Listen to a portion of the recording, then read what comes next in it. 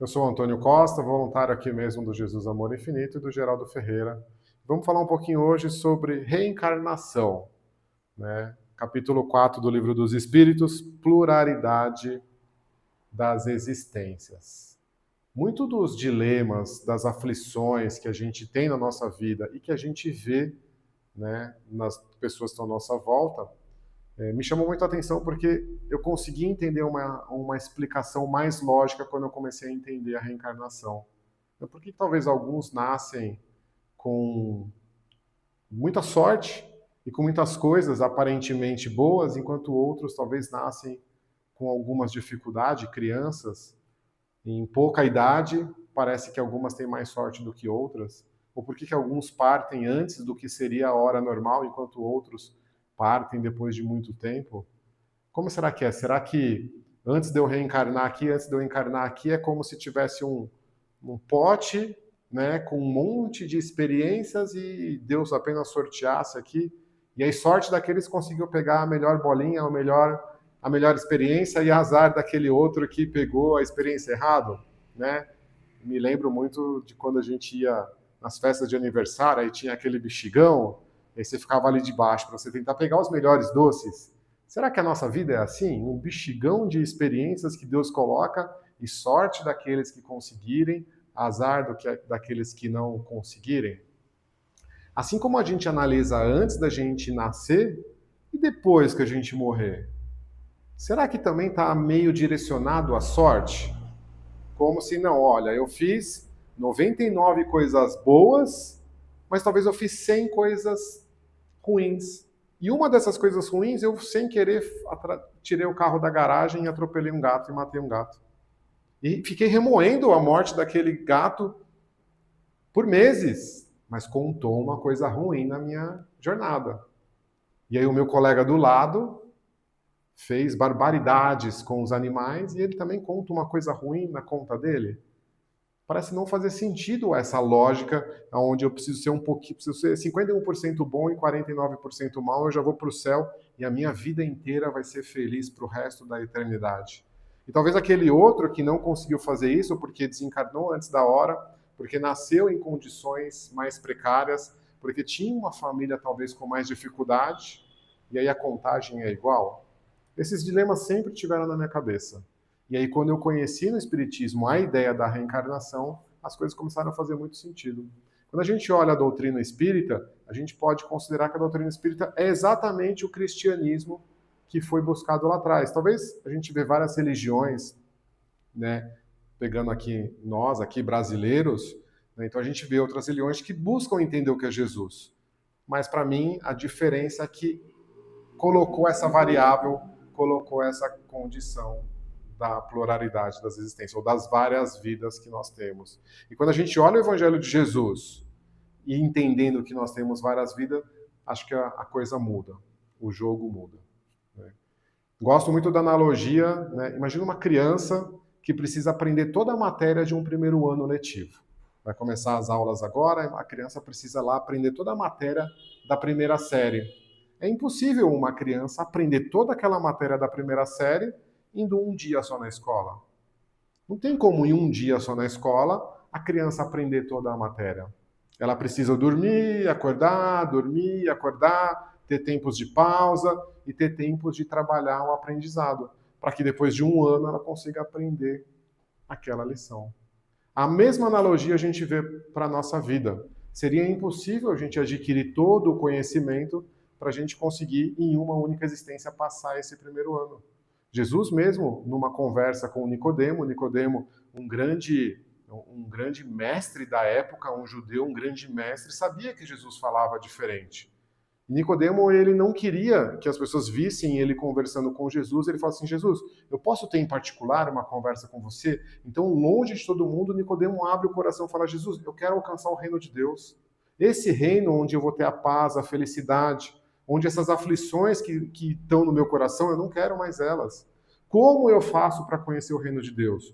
Como eu faço para ter tudo isso que você está me dando? Essa água que todos bebem e não voltam a ter sede. Como eu faço para alcançar isso, mestre? E Jesus explica para ele, ó, não é possível, né, alcançar o reino de Deus se não nascer de novo. É necessário nascer de novo para que a gente consiga alcançar o reino de Deus. E Nicodemos, que já era um estudioso, né, das Escrituras, falou, mas como assim? Eu vou voltar para o ventre da minha mãe? Como assim eu vou nascer de novo? E aí Jesus continua explicando para ele, né? O que vem da carne é da carne. Então eu tenho os genes dos meus pais, eu tenho a parte hereditária que vem dos meus pais. Mas o espírito não provém do espírito.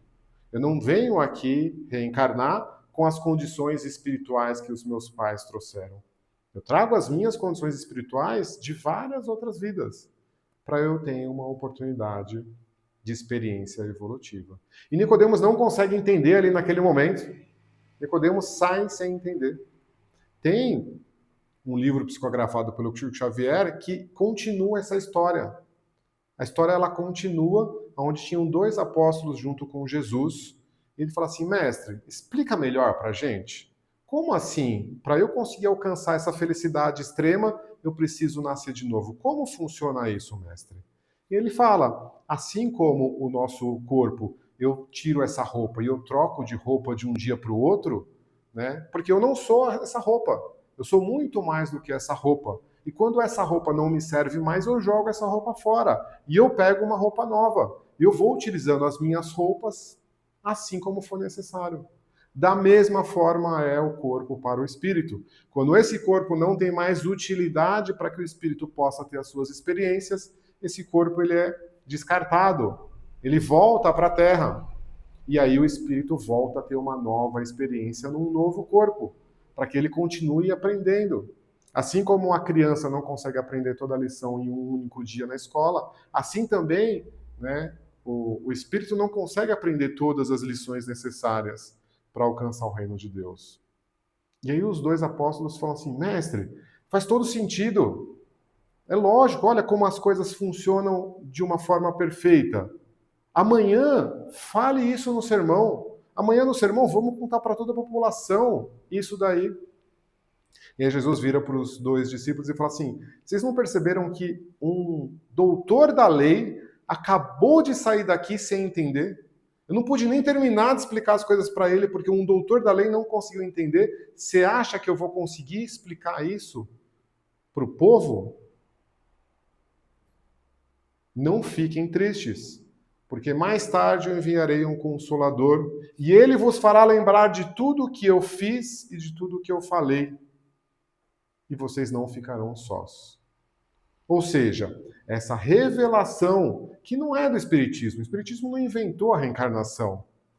Não foi o Espiritismo que inventou várias, já desde antes de Jesus, Pitágoras, na Grécia tem registros disso, os hindus acreditam nisso, budismo acredita nisso, egípcios acreditam nisso, parte dos judeus acreditam nisso. Parte dos judeus acreditam, mas eles acreditam que é um número correto.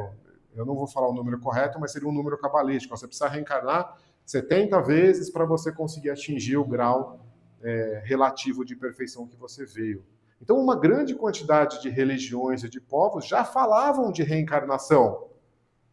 E Jesus deixa explícito isso. Quando, por exemplo, quando ele sobe ao monte e ele tem a transfiguração, ele se transfigura e aparece junto dele João Batista e Moisés.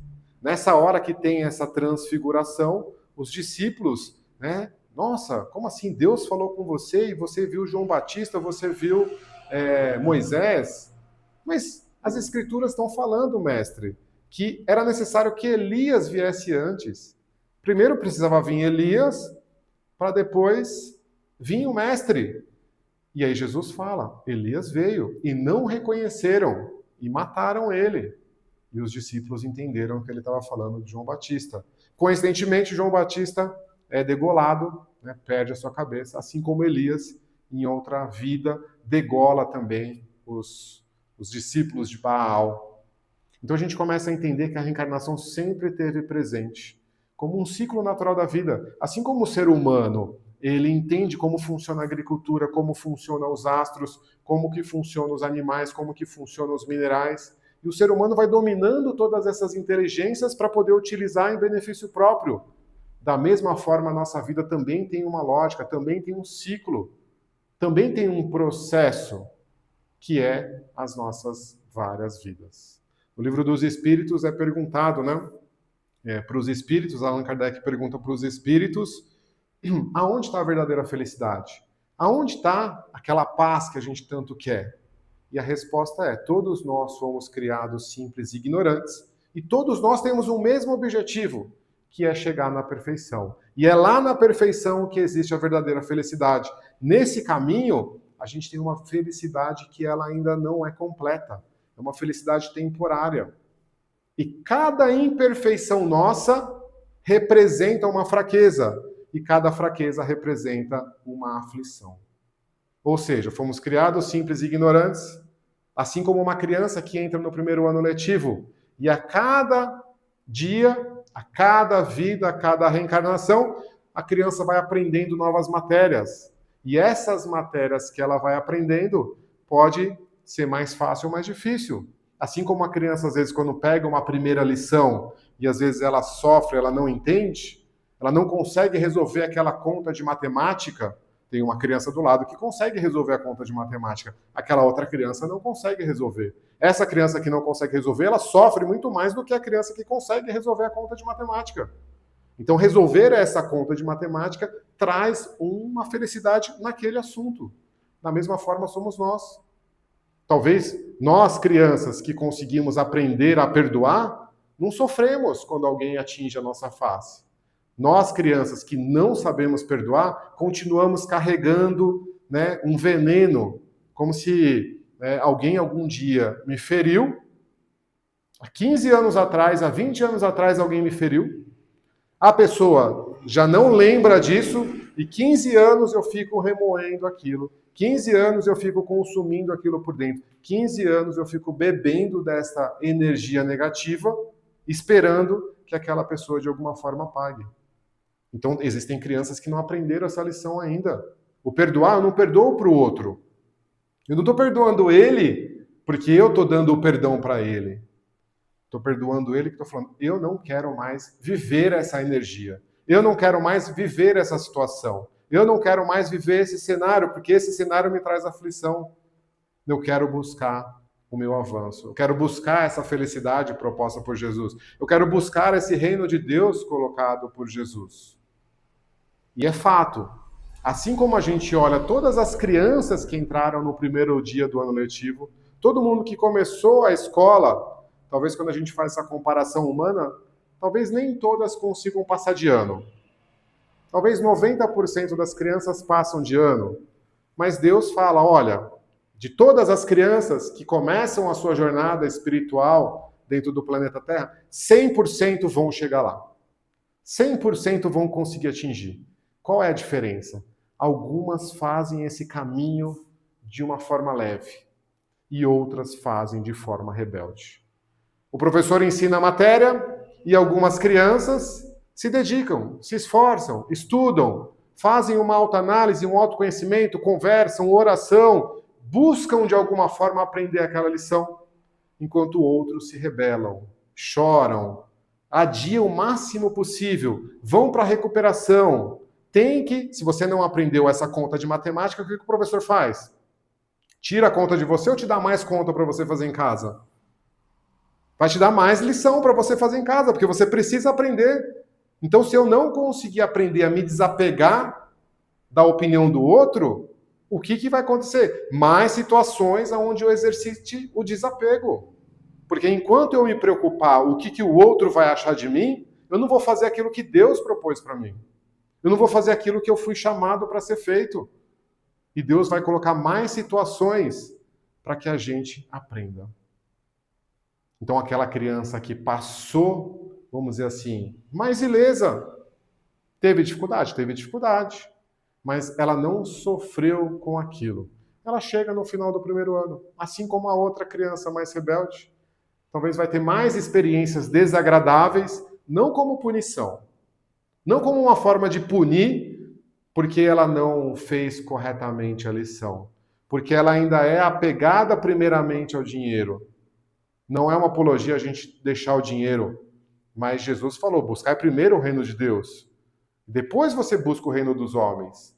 Geralmente eu me vi muito nessa situação. Eu primeiro buscava o reino dos homens, primeiro eu buscava tudo aquilo que a sociedade prega, e quando sobrava um tempo eu ia atrás do reino de Deus. Mas se Jesus falou, buscar primeiro o reino de Deus, então primeiro o reino de Deus, enquanto eu estou buscando o reino dos homens, enquanto eu estou no meu trabalho, enquanto eu estou na minha família, porque às vezes na minha família estão as lições que eu preciso aprender.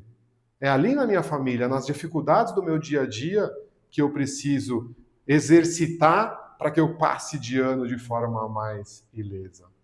E esse ensinamento, né, olhando a reencarnação dessa forma diferente, entendendo que eu, Antônio, não tenho um espírito. Eu, Antônio, não tenho espírito. Eu, Antônio, sou um espírito, que estou Antônio agora. Mas talvez na próxima vida eu estou Maria, estou José, estou Ricardo, estou qualquer outra coisa. Porque esse espírito, esta consciência, precisa passar por várias experiências. Mudar essa lógica que eu estou Antônio e não sou Antônio. Essa sua preocupação que você tem, ou essa coisa que você está buscando no seu dia a dia. Daqui 300 anos, quanto isso é importante? Se você falar assim, ó, daqui 300 anos isso é importante, quer dizer que você está buscando algo para o seu espírito. Agora, se essa preocupação ou essa coisa que você busca daqui 300 anos, ela não faz a menor diferença, quer dizer que a gente está buscando algo para o ser humano. Está buscando alimentar o mundo dos homens. Essa mudança de prioridade a reencarnação trouxe para mim. A reencarnação, olhar eu como um espírito que nunca vou morrer. Um espírito que nunca vai acabar. Não acaba. O espírito nunca acaba. A gente nunca... Por mais que você queira até acabar com a sua vida, achando que vai acabar, o espiritismo mostra pra gente que não acaba. O que vai acontecer é que eu vou sair do mundo corporal, vou entrar no mundo espiritual, mas a minha consciência continua a mesma. E pior, porque quando a consciência vai para o mundo espiritual, ela aumenta a sensibilidade, ela aumenta a percepção. Então, se hoje está doído e está sofrido, vai ser mais doído e mais sofrido, porque vai aumentar a percepção. Se o nosso objetivo é nascermos simples e ignorantes, somos criados simples e ignorantes, estamos num caminho e que todos nós vamos chegar à perfeição, todos nós vamos chegar ao final do primeiro ano letivo. O nosso objetivo aqui é utilizar as experiências para reformar o nosso coração. Adquirir conhecimento e reformar o coração é o que os espíritos ensinam para a gente. Espíritas, primeiro mandamento, amai-vos. Amai-vos remete a todos os ensinamentos de desapego, de perdão, de compaixão. Segundo mandamento, instruí-vos. Buscar conhecimento. É necessário para a gente passar do primeiro ano letivo a busca pelo conhecimento. Quando a gente coloca essa variável reencarnação, muda outras coisas que a gente começa a ver a vida. Uma coisa que muda para a gente ver a vida, quando a gente vê aquela criança, né? Tem uma história interessante, tem várias histórias quando a gente vai analisar o espiritismo. Uma criança com 5 anos cai da bicicleta, bate a cabeça e morre. Pelo olhar material, não faz sentido. Será que ela teve azar de estar nessa situação? Será que os pais tiveram azar de estar nessa situação? E de repente a gente se pega, onde que está Deus em tudo isso? Aonde está Deus que deixa uma criança nessa idade partir dessa forma? Quando a gente amplia a nossa visão e tem um olhar espiritual, a gente vê que não tinha criança. Não existe criança.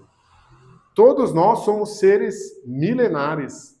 Ela estava criança, dadas as condições do nosso planeta. E quando a gente olha como uma consciência, a gente vê que ela acabou de pagar um débito do passado e que ela já está planejando a sua próxima reencarnação, e na próxima vida ela vai viver 90 anos, e ela vai conseguir subir mais 3 degraus na próxima vida, porque agora ela está mais leve de erros cometidos no passado. E a gente começa a entender a justiça de Deus. A justiça de Deus, quando a gente olha uma única vida, não faz sentido. Quando a gente amplia para a pluralidade das existências, faz todo sentido. A gente vê que uma pessoa que planta banana nunca vai colher maçã. Uma pessoa que planta, né, batata, não vai colher beterraba. E aí está a justiça de Deus. Tudo aquilo que eu planto, eu recebo. Como se minha vida fosse um espelho. Como se eu olhasse no espelho e começasse a olhar o espelho e falar assim, poxa, mas olha, olhando nesse espelho aqui, tem esse ponto que não está legal. Eu estou olhando no espelho, tem um outro ponto que não está legal. Nossa, eu estou vendo umas 5 coisas aqui, ó, uma espinha, tirar um pelo encravado, vou melhorar um pouquinho o cabelo, vou passar aqui uma maquiagem. Adianta eu olhar o espelho e eu ficar mexendo no espelho? Adianta eu ir lá no espelho e tentar apertar a espinha no espelho? Adianta eu olhar o espelho e fazer a maquiagem no espelho? Adianta eu tentar pentear o cabelo do espelho? Não faz sentido. Se eu quero uma vida diferente, refletida na minha vida, eu modifico dentro de mim. Eu faço as mudanças necessárias dentro de mim, porque aí automaticamente a coisa se reflete lá fora. E quando a gente olha os ensinamentos de Jesus, ele está cheio disso. Ele está cheio. Quando a mulher com os sangramentos encosta na veste dele e fala assim, ó, eu mudei por dentro de mim. Eu mudei, mestre. Eu entendi a lição, eu aprendi o que eu tinha que aprender. Na hora cessa o problema. Na hora cessa, porque ela arrumou dentro dela e automaticamente a vida dela refletiu de uma forma diferente. Ela criou uma nova realidade porque ela mudou dentro dela. Porque ela aprendeu a lição que ela tinha que aprender. Poxa, Antônio, mas eu queria poder aprender e modificar as coisas mais rápido em mim para que a minha vida reflita. Como eu faço isso? Uma dica que, pelo menos para mim, funciona bastante: o vigiai e orai. Quantas vezes a gente consegue fazer oração? Quantas vezes a gente consegue olhar os nossos pensamentos? Quantas vezes a gente consegue olhar para dentro de nós e falar, olha, né, tudo que está acontecendo comigo é 100% responsabilidade minha.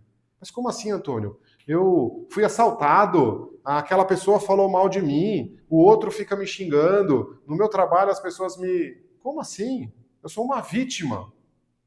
Enquanto a gente achar que a gente é uma vítima, a gente não faz nenhuma mudança em nós. Enquanto eu achar que eu sou uma vítima, eu tenho que esperar o mundo inteiro se adequar ao que eu acredito que é certo para eu ser feliz. Qual a chance do mundo inteiro se adequar para eu ser feliz? Qual a chance de todo mundo agir da forma como o meu ego quer? Quando a gente fala do vigiar e orar, ego, fica de lado aí, porque eu vou descobrir dentro de mim a minha centelha divina. Vós sois deuses, vós pode fazer o que eu fiz e muito mais. Todos nós temos uma força criadora. Todos nós podemos criar constantemente com a mente em Deus. Todos nós criamos a nossa realidade assim como é feita no espelho.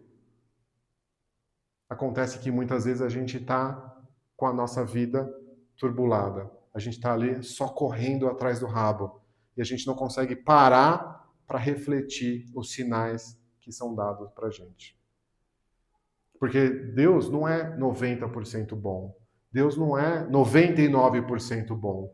Deus, ele é 100% bom. E tem como algo 100% bom criar algo ruim? Tem como alguma coisa 100% boa criar alguma coisa ruim? Se Deus é 100% bom e tudo partiu dele, tudo que acontece com a gente é bom. Talvez a gente não está entendendo a lição no nosso ano letivo. E se está difícil, assim como o aluno pode pedir uma monitoria, pode pedir um professor, pode pedir mais algumas horas, a gente tem que lembrar, em toda essa história, que nós temos o nosso mentor, nós temos a nossa Mãe Maria, nós temos o nosso Mestre Jesus, governador desse planeta, e o nosso Pai é Deus. Nós temos todo o cenário para conseguir entender a lição que eu preciso aprender. Por isso, vigiai e orai. Por isso, vigiar e orar é quase como falar para a criança, ó, para alguns minutos e estuda a lição. Estuda a lição alguns minutos que você vai aprender mais rápido. Vigia e ora. Não fica só com a mente, talvez, em outras coisas, no celular, na brincadeira, na televisão. Vigia e ora. Se concentra na sua lição. Pede ajuda a esses mentores, pede ajuda a essas pessoas que já entenderam essa lição. Com certeza elas querem te ajudar. Com certeza elas estão te ajudando. Mas talvez a gente não está conseguindo ouvir. Assim como a criança tem um apoio, nós temos todo o apoio. Está nas nossas mãos fazer as mudanças necessárias dentro de nós para que a gente consiga chegar no final do ano letivo e conquistar o reino de Deus. Que a paz do nosso Mestre Jesus nos envolva nessa semana e que a gente possa levar 1% de mudança, uma coisinha para o nosso dia a dia, uma coisinha que a gente possa levar ao nosso pensamento e buscar alcançar o reino de Deus.